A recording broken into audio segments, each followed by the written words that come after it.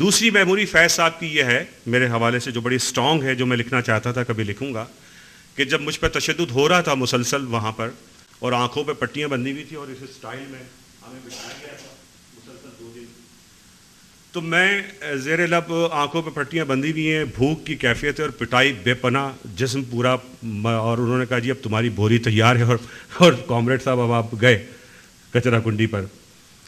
تو وہاں میں زیر لب ایک شعر فیض صاحب کا جو تھا وہ مجھے یاد آ رہا تھا، اور وہ شعر یہ تھا کہ ہاں جاں کے ضیاء کی ہم کو بھی تشویش ہے لیکن کیا کیجے، ہاں جاں کے ضیاء کی ہم کو بھی تشویش ہے لیکن کیا کیجے، جو رہ ادھر کو جاتی ہے مقتل سے گزر کر جاتی ہے.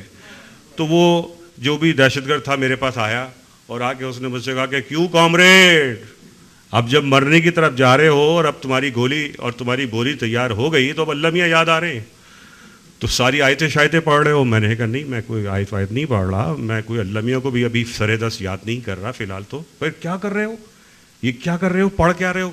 میں نے کہا میں فیض کو پڑھ لوں. کہنے کہ بکواس کر رہے ہو تم جھوٹے ہو، اس وقت تو تمہیں خدا کو یاد کرنا چاہیے، تمہاری موت قریب ہے، تم فیض کو پڑھ رہے ہو. میں نے کہا میں فیض کو پڑھ رہا ہوں. تو اس نے کہا کہ یہ عجیب پاگل آدمی ہے، وہ میں نے سنا وہ گیا، اس نے کہا غلط بندہ اٹھا لایا، یہ تو کوئی شاعر، یہ تو کوئی عاشق واشق آدمی، شاعری وائری کا دل دادا ہے، یہ غلط بندہ اٹھا لایا آپ. انہوں نے کہا نہیں یہ بڑا خطرناک بندہ ہے، اس کے نظریات ہی بڑے خطرناک ہیں، اس نے بڑا، اور آپ کو اندازہ نہیں، اوپر سے آرڈر اسی کے لیے کہ اس کو. تو یہ دوسری میموری کے لیکن ہوا یہ ہے کہ میں آج تک نہیں بھول سکا کہ 2 دن 3 دن تک ہم بھوکے رہے اور پٹتے رہے. وہ آدمی، وہی دہشت گرد کہہ لیں یا جو بھی انسان کہہ لیں جیسا بھی تھا، وہ واپس آیا، جانے لگا ایک اور کہنے لگا کہ کامریڈ میں جا رہا ہوں، مجھے نہیں پتا تم کتنے خطرناک آدمی ہو، تمہارے بارے میں کہا جاتا ہے تم بڑے خطرناک آدمی ہو، پتہ نہیں تم کیا کام خطرناک ہو، مجھے تو نظر نہیں آتے خطرناک، لیکن مجھے اچھے لگے تم مجھے. وہ گلاس لے کر آیا اور اس میں چائے تھی اور ایک پاپا تھا، اور اس نے کہا کہ یہ اب تو تم جا رہے ہو لیکن یہ پاپا اور یہ چائے جو ہے یہ میں تم سمجھتا ہوں کہ تم اچھے آدمی ہو، تم کھا پی لو. تو میں نے کہا بھائی تم اس میں کوئی زہر بھی ڈال دو، کیونکہ مطلب یہ سلو پوائزن کیا کر رہے ہو. میں نے کہا کیا ڈرامے بازیاں کر رہے ہو، نہ ٹوائلٹ جانے دیتے ہو، مار رہے ہو، میری ساری ٹانگیں شل ہو گئی ہیں، پھر تم ڈرا بھی رہے ہو، پھر جو اطراف سے چیخوں کی آوازیں آتی تھی دوسرے لوگوں پہ جو تشدد ہوتا تھا وہ اور اندوناک قسم کا. تو اس نے بہرحال اس شعر کی وجہ سے، میرا مقصد کہنے کا یہ ہے کہ مجھے پاپا بھی ملا فیض صاحب کی شعر کی وجہ سے اور چائے بھی ملی. گو کہ میں پوری نہیں پی سکا، دوسرا آ گیا اور اس نے کہا کہ تم ولیمے میں آئے ہوئے، اور اس نے ایک لات ماری، وہ گلاس بھی وہاں گیا اور ہم بھی وہاں گئے، اور یہ نشان آج بھی موجود ہے. تیسری اور آخری فیض صاحب کے حوالے سے، جو ہم کیونکہ اس زمانے میں ڈی ایس ایف اور نیشنل اسٹوڈنٹ فیڈریشنز میں، اور پھر میں نے بابا بلوچستان میر غوث بخش بزنجو صاحب کے ساتھ بھی کام کرنے کی سعادت حاصل ہوئی پاکستان نیشنل پارٹی میں، پی این پی میں، جس زمانے میں اسٹیبلشمنٹ نے یہ بھی ظلم کیا تھا کہ نیب کو توڑ کے 3 پارٹیاں بنی تھیں، اگر آپ لوگوں کو یاد ہوں تو اس میں ایک این ڈی پی کا دھڑا بنا تھا جس کے سردار شیرباز خان مزاری سربراہ تھے، ایک پارٹی عوامی نیشنل پارٹی جس کے سربراہ ولی خان صاحب بنے تھے، اور تیسری party P N P Pakistan National Party جس کے سربراہ میر غوث بخش بزنجو صاحب بابا بلوچستان. تو ہم کام کرتے تھے، پولیٹیکل کام کرتے تھے، اور ہمارا جو بستہ تھا وہی سبت حسن صاحب کی 3-4 کتابیں، نوید فکر، ماضی کے مزار، موسیٰ سے کارل مارکس، اور فیض کی شاعری، اور یہی مجاز کی شاعری، یہی ہمارا اثاثہ ہوا کرتی تھی. تو ہوا یہ کہ ہم ایک زمانے میں ہمیں یہ بھی سودا سمایا کہ ہم روسی زبان جو ہے وہ بھی سیکھیں. تو کراچی میں سوویت سفارت جو ایک ثقافتی سینٹر تھا پیس ایچ ایس سوسائٹی میں، وہاں پہ روسی زبانیں سکھائی جاتی تھیں، تو وہاں ہم باقاعدگی سے جاتے تھے. وہاں بھی ایک بڑا طرفہ تماشا ہے کہ سادہ لباس میں ایجنسیز کے لوگ بیٹھے ہوا کرتے تھے، اور بڑی مشکل سے ہماری ایکسس ہوتی تھی. ایوان دوستی میں ہمارا انٹر ہونا ایک جیو شیل لانے کے مترادف ہوا کرتا تھا. تو وہاں پتہ چلا کہ فیض صاحب تشریف لا رہے ہیں، اور فیض احمد فیض صاحب انقلاب روس کی جو اکتوبر میں جو سالگرہ منائی جاتی تھی، تو اس میں فیض صاحب تشریف لائے، اور وہاں پھر فیض صاحب سے تعارف کروایا ڈاکٹر عالیہ امام صاحبہ نے. اور پھر ہم نے وہاں پہ کہا، سوال کیا، میں تھا بڑا بولڈ، اور دوستی بھی اس لیے بنی تھی کہ جہالتوں میں جب آدمی ہوتا ہے, جب اب تو بہت ڈر لگتا ہے اہل علم کے سامنے بات کرتے ہوئے, جب علم نہیں ہوتا ہے تو آپ بے باک ہوتے ہیں. تو اس زمانے میں ہم ٹکا کے سوال کر لیا کرتے تھے, ہمیں نہیں ہوتا تھا کہ بھئی کون سامنے میں. تو میں نے کہا کہ صاحب, میں نے کہا فیض صاحب, ہم نے تو آپ کی کتابوں کے لیے بڑی کٹھنائیاں جھیلی ہیں آپ کو پڑھنے کے لیے, آپ بڑے مشکل رہے ہمارے لیے, اور انقلاب بتائیے کہ کب تک آئے گا. تو انہوں نے کہا کہ ہاں میاں, انقلاب جو ہے کم از کم آپ کی جوانی تک تو آ ہی جائے گا, جب تک آپ بڑے ہوں گے انقلاب آ جائے گا. تو فیض صاحب کی پھر یہ کہ اس کے بعد پھر دوسری ملاقات جو ہماری ہوئی فیض صاحب سے, وہ اپنا ڈاکٹر علی امام صاحب نے ان کو بلایا, وہاں ہم نے فیض صاحب کو بہت قریب سے سنا. پھر اس کے بعد ہم نے ان کو وائی ایم سی اے میں فیض صاحب کو سنا. تو فیض صاحب جو ہیں وہ ایک بہت ہی بڑی شخصیت. فیض صاحب سے قربت کا معاملہ اس لیے بھی بنا کہ فیض صاحب کی وہی سمجھ لیجئے کہ فیض صاحب کا جو دل ہے وہ انسانوں کے ساتھ دھڑکتا ہے.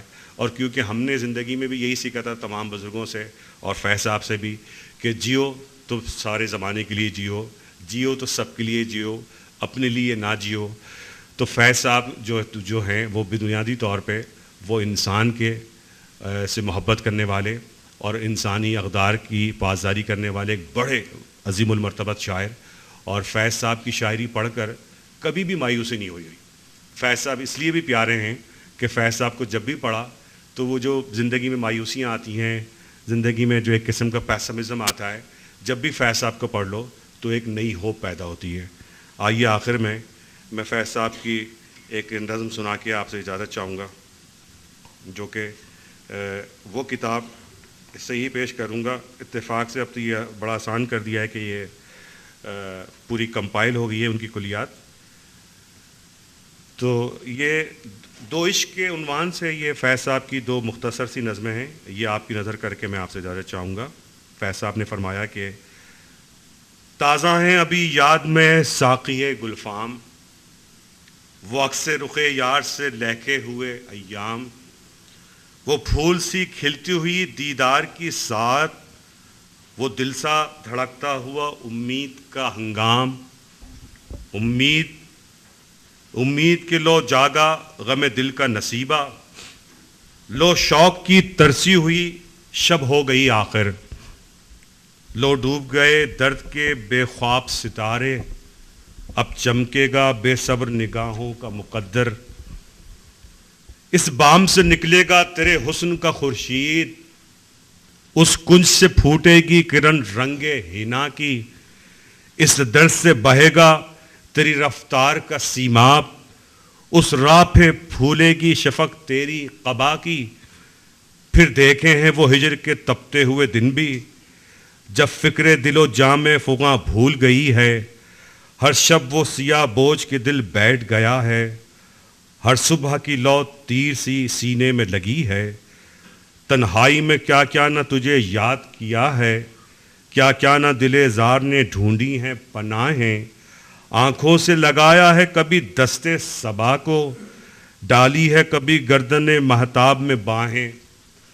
اور اب غور میں چاہوں گا کہ آپ کی توجہ چاہوں گا اس طرف کہ چاہا ہے اسی رنگ میں لیلائے وطن کو, ڈاکٹر صاحب چاہا ہے اسی رنگ میں لیلائے وطن کو, تڑپا ہے اسی طور سے دل اس کی لگن میں.